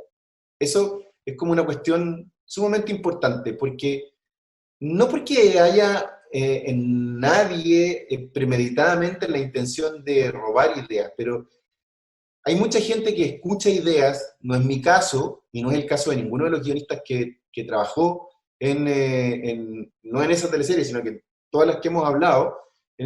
Nosotros como guionistas no tenemos contacto con otras personas que van a presentar ideas a un canal. Lo que ocurrió puntualmente en esa oportunidad es que este señor presenta una idea sobre algo que ocurría en una salitrera. Alguien que era una persona completamente ajena al área dramática y que estaba contratada por la gerencia de producción para recibir estos proyectos y responder que muchas gracias, o sea, era como un trámite que se hacía. Ella efectivamente, pero era una mujer, no recuerdo su nombre, pero era una periodista, leía y después respondía. Pero ella no tenía vinculación con lo que estaba pasando en el área dramática. Entonces, lo que hizo esta persona es que respondió, no, porque en ese momento el área dramática, y estamos hablando de momentos de mucha bonanza, tenía contratado a muchos guionistas, que teníamos contratos bastante extensos, que se renovaban año a año. Entonces, el área dramática de alguna manera se autoabastecía con los guionistas que estaban contratados, todos muy buenos guionistas que estaban contratados por el área dramática. Entonces, este otro departamento, alejado, recibió este proyecto y respondió que no le interesaba el tema y no le interesaba hacer una teleserie en la salitrera. Obviamente, el caballero, cuando vio que se presentaba sintió que le habían mentido. Lo que determinó la justicia es algo que creo que se ha vuelto a realizar, es que comparó las historias y determinó que nadie es dueño del genérico oficina salitrera, vale decir, se podrían hacer hoy día 20 historias más y TVN no podría decir, me están copiando Vampilusión, y lo otro es que la historia no tenía nada que ver. Y por lo tanto, esa carta se trató, lamentablemente, de una respuesta polite a simplemente decir, muchas gracias por enviar, pero no estamos en eso, de una persona que no estaba vinculada al área dramática y que después la justicia determina que una cosa no tiene nada que ver con la otra y que lo genérico no podía entenderse como autoral. Y así ¿Esto se se hizo resolvió. muy largo, Víctor? Sí, fue largo. Fue largo y me acuerdo que el abogado que tenía el señor era un abogado muy mediático y decía cosas muy terribles. O sea, él obviamente, como buen abogado, trataba de demostrar que sí, efectivamente había sido un robo y que su cliente había sido brutalmente estafado y ellos iban a recibir una fortuna por esto, que era, obviamente, planteado así, resultaba ser algo muy grave. Entonces, es difícil enfrentar una situación como esa, bueno, porque no tenía nada que ver, y segundo, porque uno tiene que escuchar cosas que no son muy amables. El año 2001, Juan Radrigán presentó junto a Javier Ibacache un proyecto a TVN de teleserie que finalmente fue rechazado. ¿Alcanzaste a saber detalles de este proyecto y qué te pareció que finalmente Radrigán no llegara a las teleseries, a diferencia, por ejemplo, de Sergio Bodanovich, de Jorge Díaz y tantos Con otros Wolf. dramaturgos que llegaron a la televisión? No, yo no supe en su momento, lo supe mucho tiempo después, lo lamenté. Lo lamenté muchísimo porque, o sea, no me cabe pero ninguna duda, sin conocer el proyecto, sin haberlo leído, no me cabe ninguna duda que algo en lo que participaba don Juan Radrigán, y en este caso junto a Javier Ibacache, debe haber sido un excelente proyecto.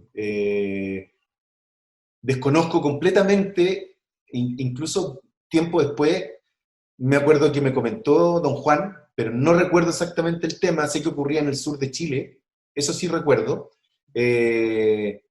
y lo lamento profundamente, porque yo creo que se escapaba por lo que recuerdo, y ahora que tú lo mencionas, creo que escapaba como a una tendencia que tenía que ver con teleseries, aún fuera de Santiago, pero teleseries que siempre conservaban algo de lo urbano,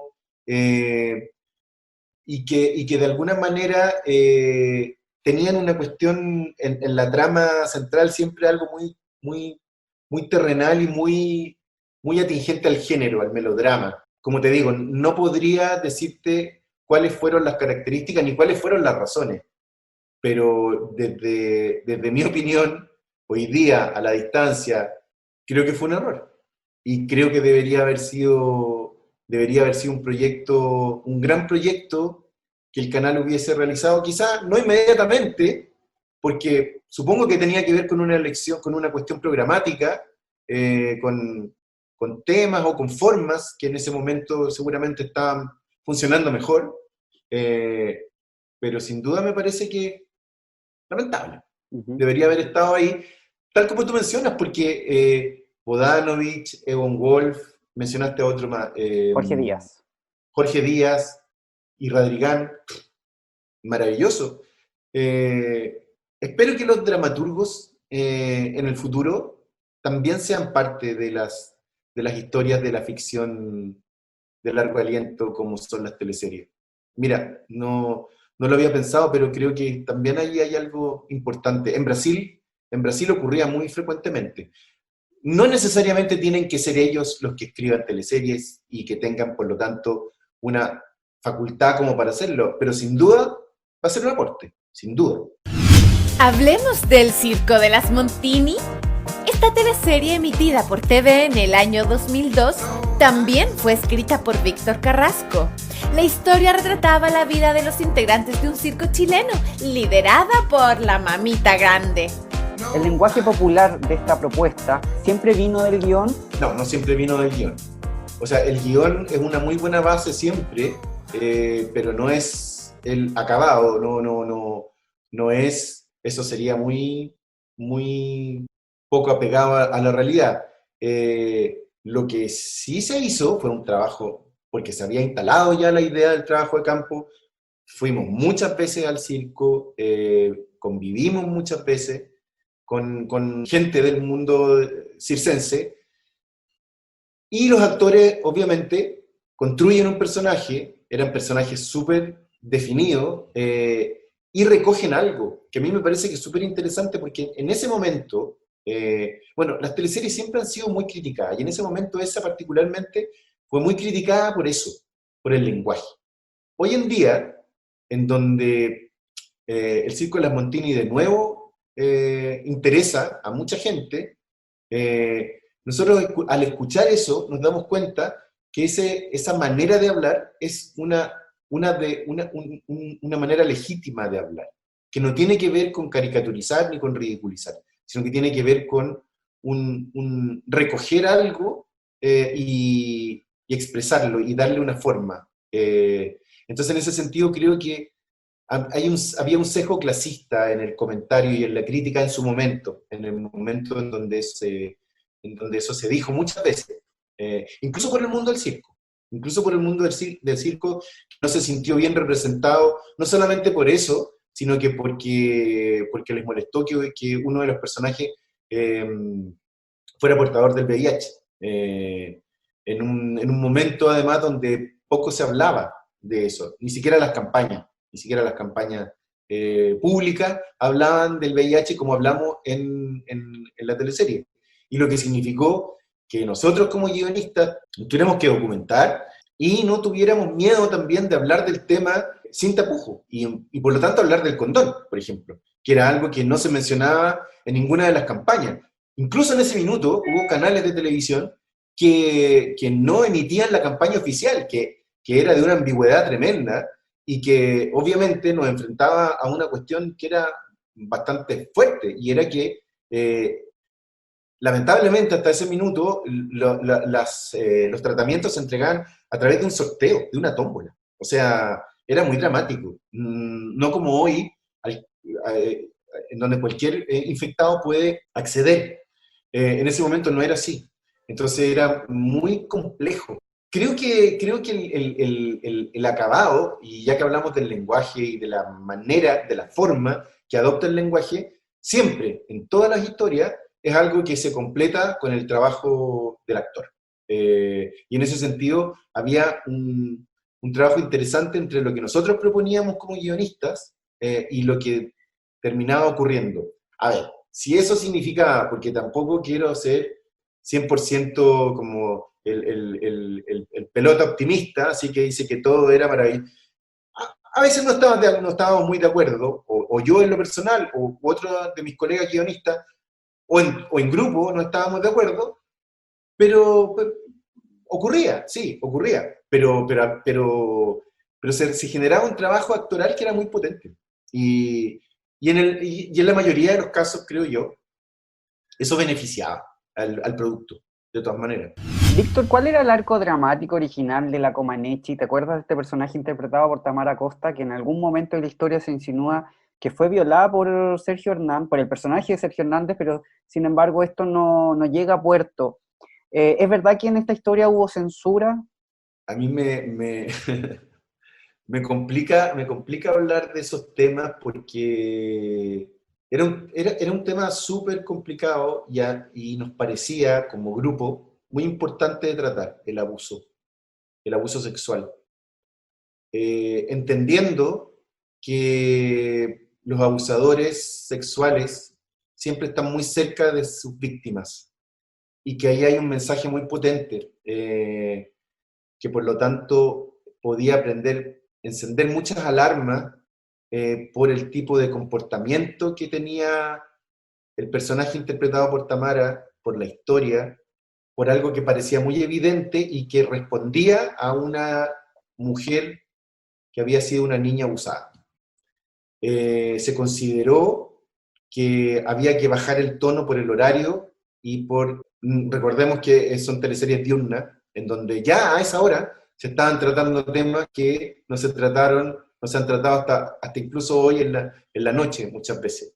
Entonces había ahí cuestiones que eran súper complejas y difíciles de manejar políticamente. Entonces sí se le bajó el tono. No se terminó por anular 100%, pero se le bajó el tono. Me da pena decirlo, pero sí ocurrió. Sí ocurrió por muchas explicaciones que tenían que ver con cuestiones derivadas de horario, menor, protección al menor, incluso orientaciones programáticas que en ese momento eran, tanto TVN como Canal 13, tenía un libraco se llamaba Orientaciones Programáticas, en donde decía cómo tratar ciertos temas. Nosotros no fíjate que un poco como para poder contrarrestar esto, que sí ocurrió, nosotros no respetábamos muchas de esas orientaciones programáticas. Y yo creo que eso significaba un gran problema. O sea, no quiero victimizar a Vicente ni decir, oh, él fue un gran héroe y la quena, pero ellos tenían que enfrentar al directorio. Yo nunca fui a una reunión de directorio, ni ninguno de mis colegas guionistas con los que yo trabajaba, hablo de los grupos que desarrollábamos, nunca nos tocó ir a esas reuniones en donde tienen que haber pasado cosas bastante tensas y deben haber ocurrido, y se tienen que haber enfrentado a una disyuntiva también que hasta hoy en día debe ser compleja, que tiene que ver con algo que está teniendo un éxito de esa envergadura y que genera ciertos problemas. ¿Cómo nivelamos? ¿Cómo tratamos eso? Me imagino que tiene que haber sido muy complejo. Y te lo digo muy honestamente, yo nunca me enteré. O sea, sí, se le bajó el tono a eso, sí. Ahora, si estoy usando un eufemismo y a eso se le llama censura, a mí me pasa que estoy en un momento de mi vida en donde quiero estar lo más alejado posible como de la descalificación del trabajo de otros, y no quiero enjuiciar a ninguna de esas personas con las que trabajé. No me interesa, fíjate. Estoy como tratando como de obviar todo tipo de enfrentamiento y no quiero, por una cuestión como personal, emocional de este momento, no quiero. Entonces, eufemísticamente estoy diciendo bajarle el tono, pero si tú quieres, a eso se le tendría que llamar, no si tú quieres, o sea, se le tendría que llamar censura, sí, pero se le bajó el tono. Sin embargo, una de las historias de esta teleserie era la dueña de este circo, ¿cierto? La matriarca, interpretada por Delfina Guzmán, que tenía dos amores, que eran interpretados por Luis Alarcón y por Eduardo Barril. En ese sentido, ¿se les pidió bajar el tono a esa historia? Porque, bueno, esta historia se mantiene hasta el final. No lo recuerdo.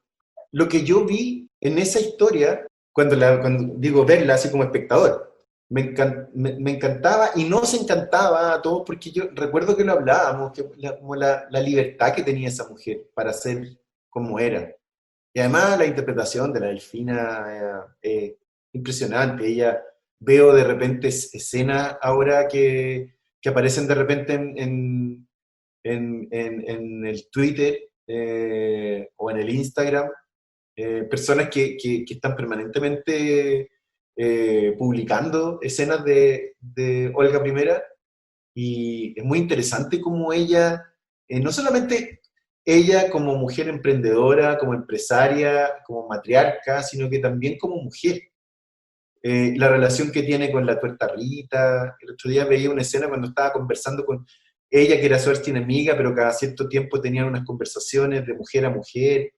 Era súper importante. Yo creo que en ese momento no había como un énfasis puesto ahí, pero yo creo que también era súper importante que los equipos, particularmente en ese equipo, de alguna manera paridad. Entonces, mujeres escribían también. Y era muy importante la voz de esas mujeres. Ahí estaba Nona Fernández, perdón. Estaba la Nona Fernández, y estaba María José Galleguillos también. Entonces, creo que éramos, no recuerdo si había otra mujer. Espero no ser injusto con eso. Pero creo que eso es súper importante. Y creo que cualquier equipo hoy día tiene que tender a eso. Equipos grandes de guionistas deberían tener incorporado ese concepto de la paridad, sin duda. O sea, ni pensarlo.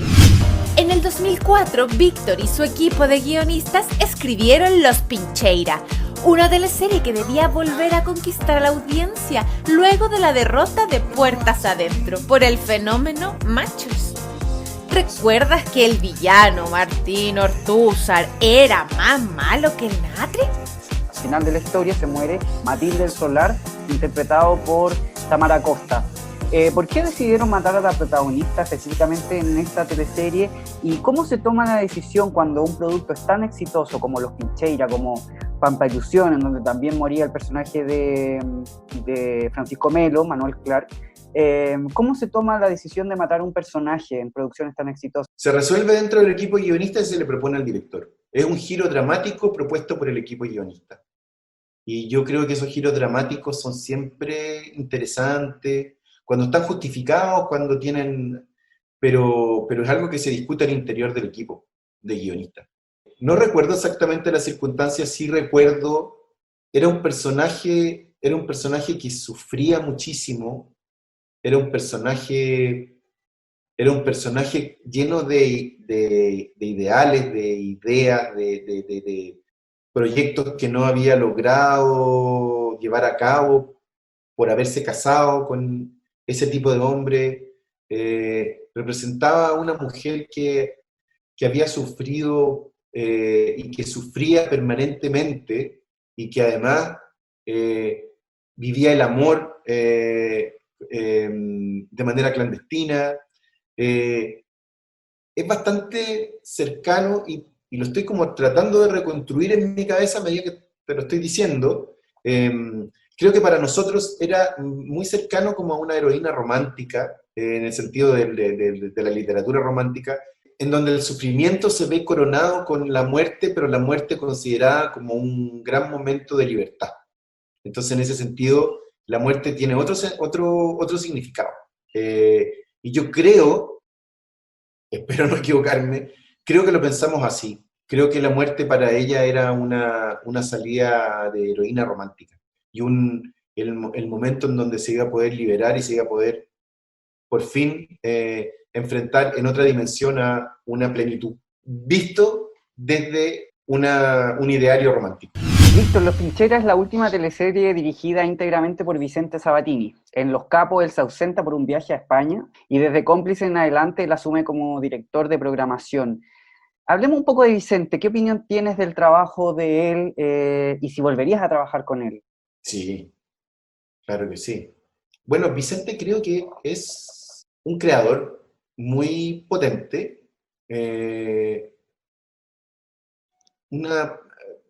Para mí fue muy importante desde que empecé a trabajar ya con él, luego de la primera oportunidad que me dio Jorge Marchán, empezar a trabajar con Vicente, construyó mi carrera como guionista y la de muchos otros guionistas que hemos trabajado con él también.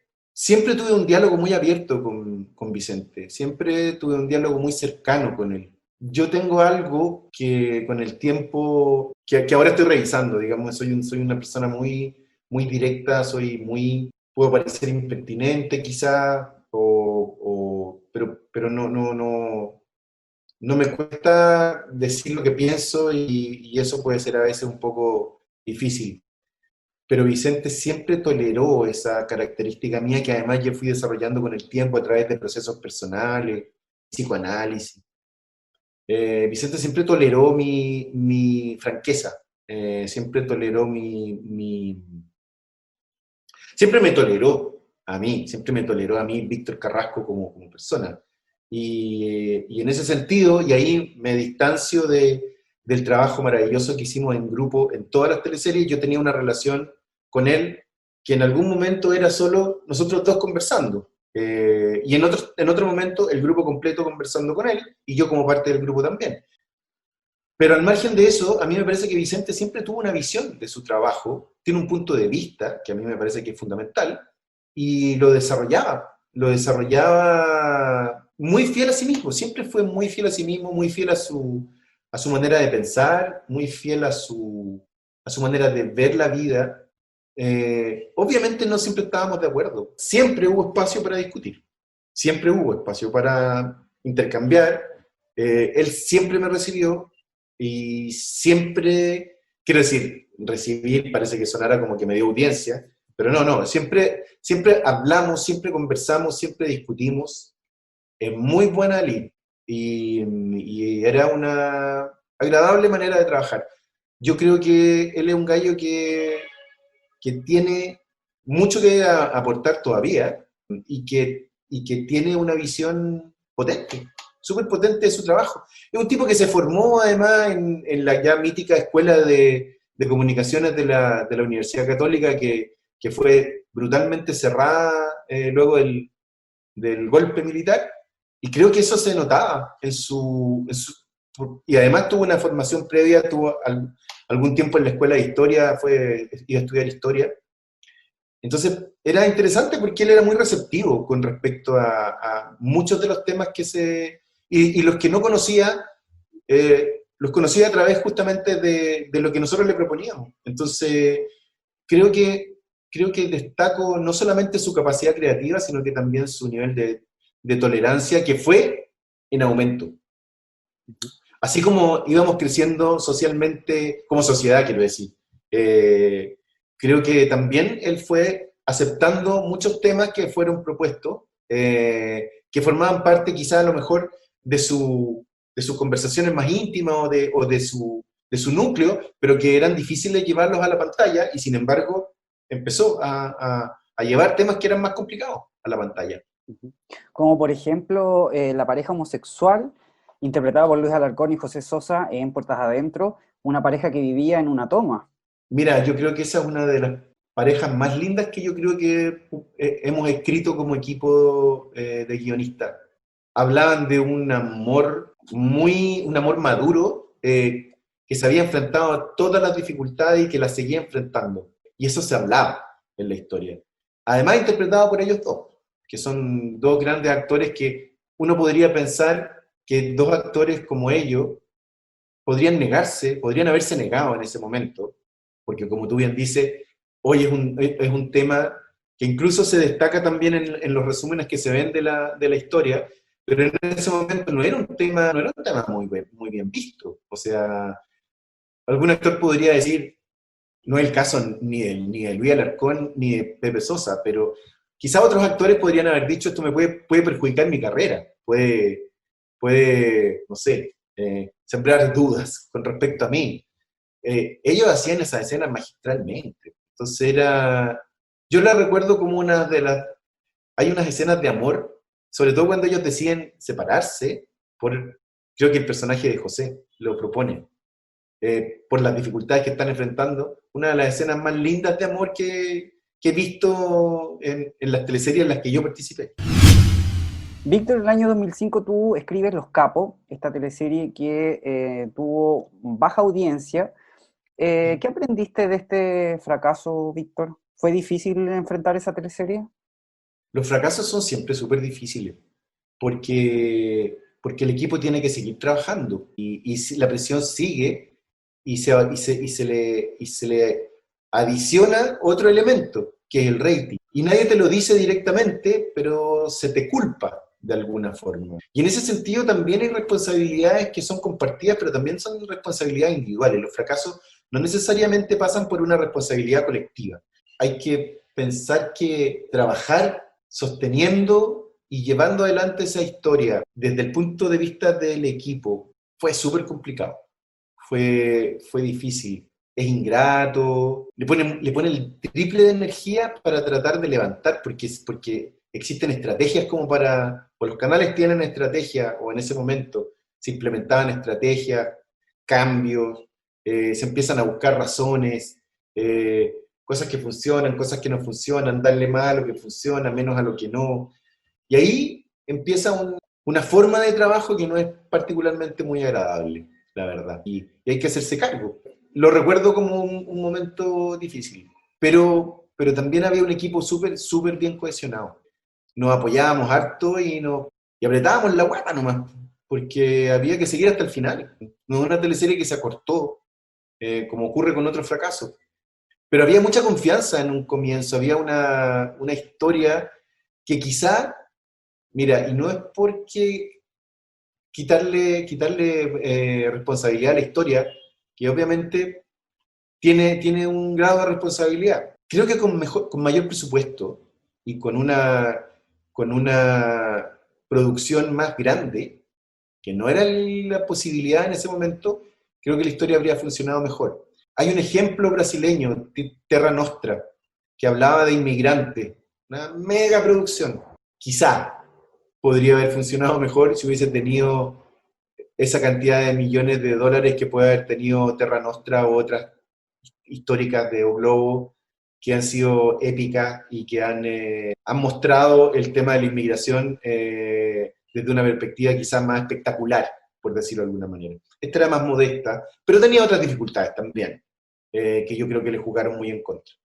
Hablemos, Víctor, de Cómplices. Se decide finalmente alargar. ¿Cómo te tomaste el alargue? ¿Cómo se trabaja un alargue en teleserie? ¿Lo pasaste bien haciendo este alargue de Cómplices? No, lo pasamos mal, porque el equipo, un super equipo de guionistas, se cansa, obviamente que se cansa, es difícil. Yo veo ahora lo que está haciendo el equipo de Verdad de Oculta y digo, son superhéroes nomás, simplemente, o sea, son Marvel directamente. Es muy agotador y aunque se hace en muchas partes del mundo, en ese momento para nosotros no era muy frecuente que eso ocurriera.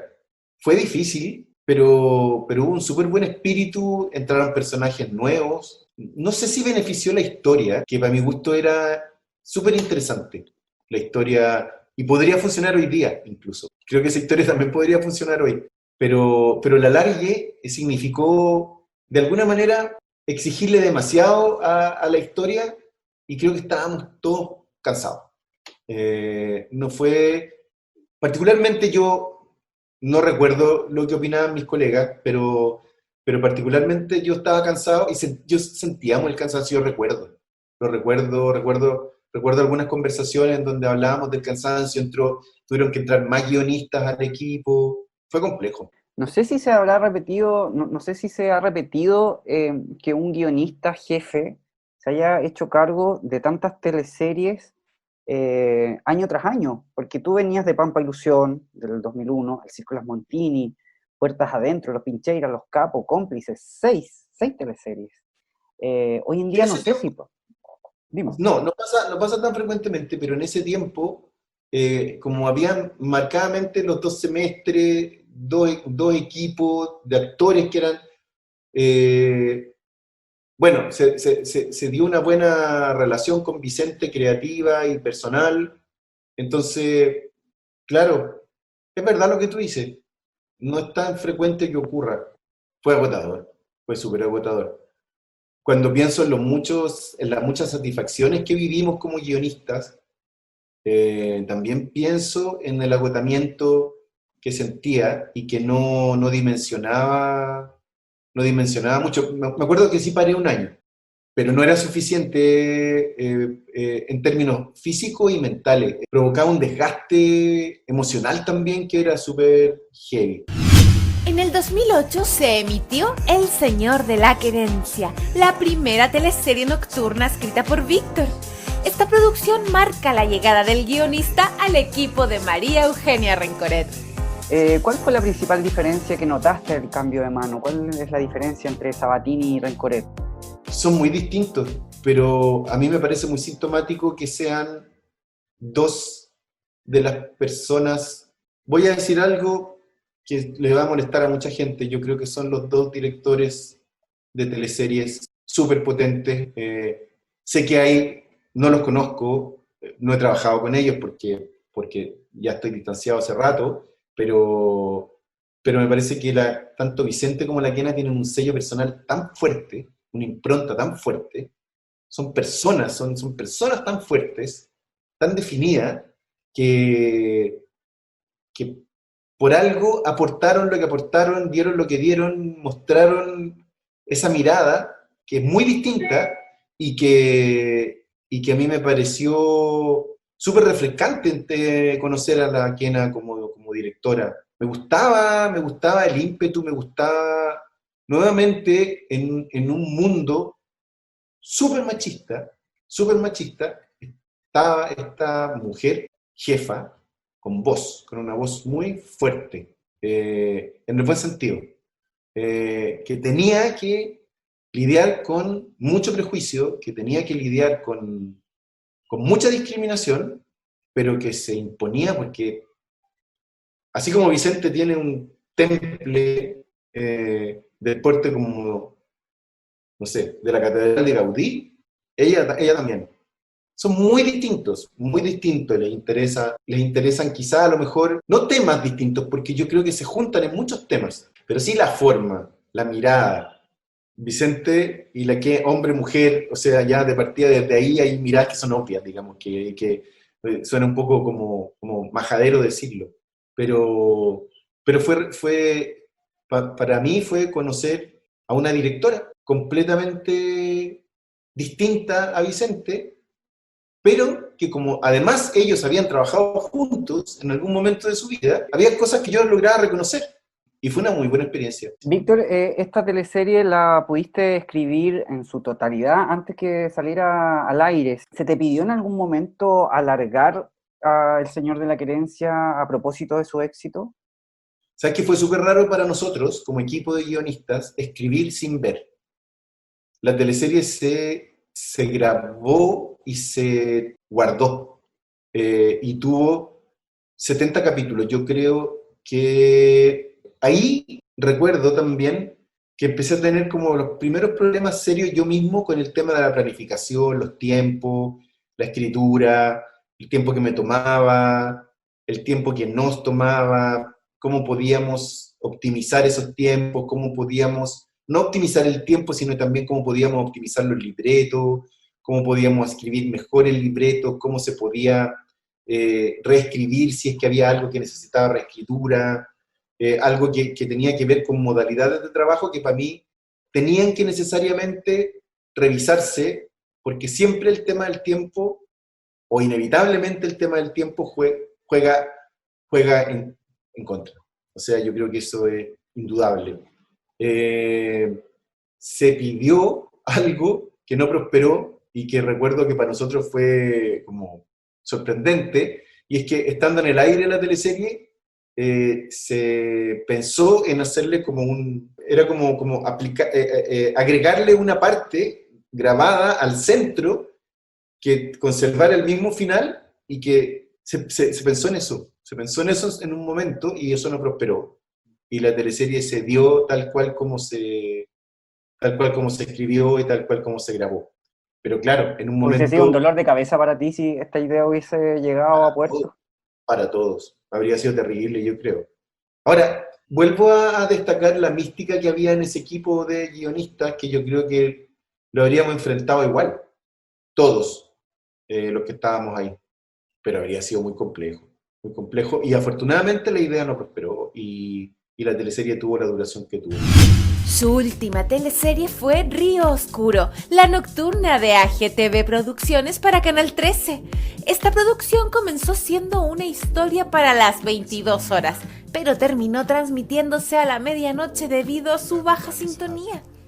¿Crees que modificar la esencia de lo que es la telenovela chilena le jugó en contra a esta producción? Me refiero a plantear proyectos híbridos entre teleseries y series. Ahí, en lo que significa a la historia, en lo que significa a lo que ocurrió con la historia, el responsable soy yo. O sea, yo ahí no puedo decir, es que el equipo estuvo 100% entregado a hacer una historia que yo propuse, que el equipo participó obviamente en aportar a que esa historia, que era un híbrido, funcionara lo mejor posible, pero todo lo que significaba esa concepción híbrida venía de una idea que yo había imaginado desde hace un montón de tiempo, con temas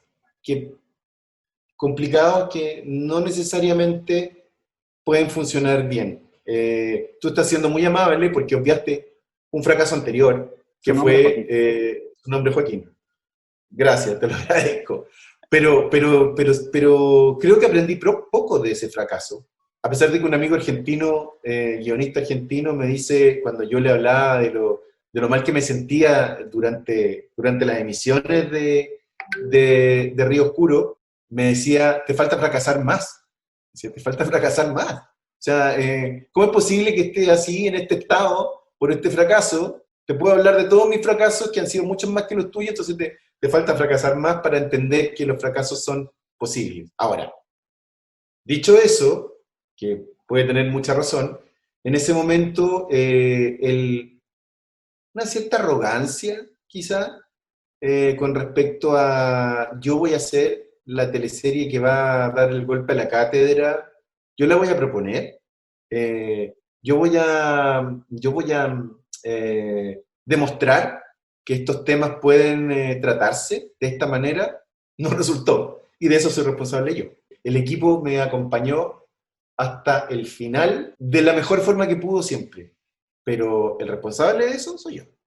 Lo he pensado mucho porque desde que terminó Río Oscuro estoy completamente alejado de cualquier idea televisiva, quiero decir, a pesar de que estoy de nuevo intentando algo a propósito de una amable invitación, pero si yo retrocediera en el tiempo, que es algo un poco ridículo, digamos, pero sí.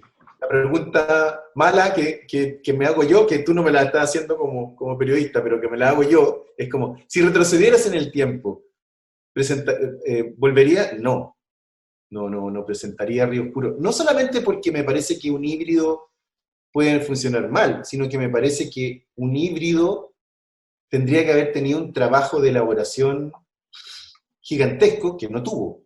Entonces, en todo sentido, la historia propiamente tal, que a mí me sigue pareciendo una buena historia, me sigue pareciendo una súper historia, no tendría que haber tenido el desarrollo ni la forma que tuvo. Me parece que eso es un precio súper alto y me costó mucho, me cuesta hasta el día de hoy hablar de eso.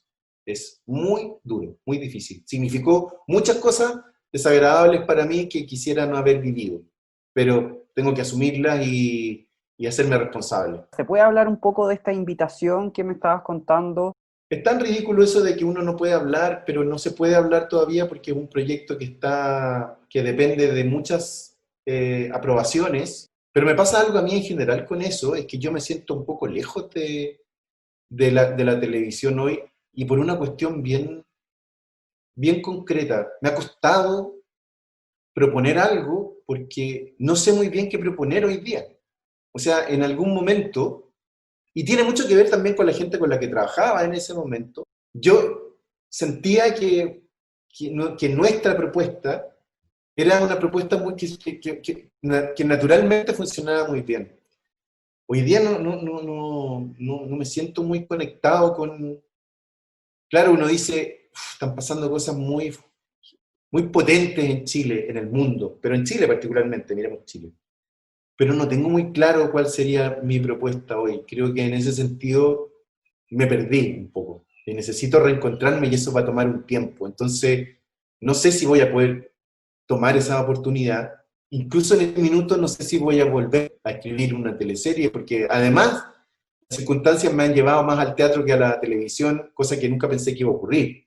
O sea, estoy mucho más vinculado al teatro en este minuto y con muchos proyectos para adelante teatrales que sí me hacen encontrarle como un sentido, pero me ha costado y creo que tiene mucho que ver con algo, con la forma de trabajo. O sea, quiero decir, creo que en los equipos con los que trabajé, de los equipos que formé parte, había una coherencia como equipo. O sea, yo solo no me siento como el dueño de la verdad para proponer algo solo. O sea, creo que para mí, en mi desarrollo y para mi trabajo, es muy importante formar parte de un equipo cohesionado, potente. Si alguna vez llega a ocurrir algo así, creo que me sumaría.